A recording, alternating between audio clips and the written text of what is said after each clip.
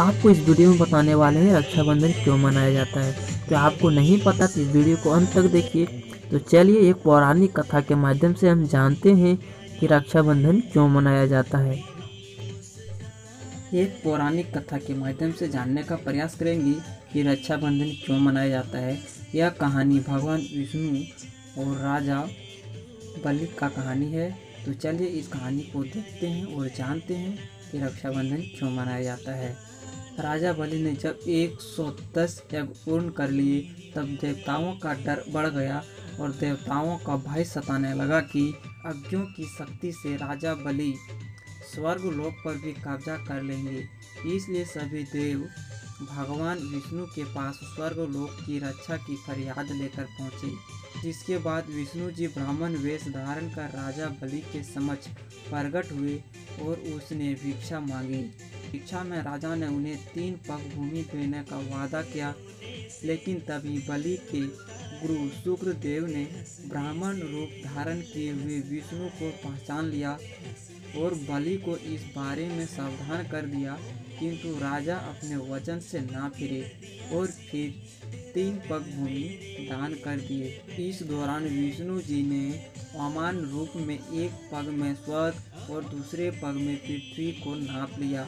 अब बारी थी तीसरे पग की, लेकिन उसे वे कहाँ रखे।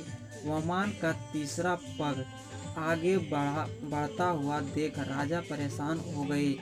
वे समझ नहीं पा रहे थे कि अब क्या करें, और तभी उसने आगे बढ़कर अपना सिर वामन देव के चरणों में रखा और कहा कि तीसरा पग आप यहाँ रख दें। इस तरह से राजा ने स्वर्ग एवं पृथ्वी में रहने का अधिकार छीन लिया और वे रसातल लोक में रहने के लिए बेबस हो गए। कहते हैं कि जब बलि रसातल में चला गया तब बलि ने अपनी भक्ति के बल से भगवान को रात दिन अपने सामने रहने का वचन ले लिया और भगवान विष्णु को उसका द्वारपाल बनना पड़ा। इस वजह से माँ लक्ष्मी, जो कि विष्णु की अर्धांगिनी थी, वे परेशान हो गई। भगवान के रसातल निवास से परेशान लक्ष्मी जी ने सोचा कि यदि स्वामी रसातल में द्वारपाल बनकर निवास करेंगे तो वैकुंठ लोक का क्या होगा। इस रहस्य में समाधान के लिए लक्ष्मी जी को नारद जी ने एक उपाय सुझाया। लक्ष्मी जी ने राजा बलि के पास जाकर उसे राखी बांधकर अपना भाई बनाया और उपहार स्वरूप अपने पति भगवान विष्णु को अपने साथ ले आई। उस दिन से श्रावण मास की पूर्णिमा थी। उस दिन से ही रक्षाबंधन मनाया जाने लगा। आज भी कई जगह इसी कथा को आधार मानकर रक्षाबंधन मनाया जाता है।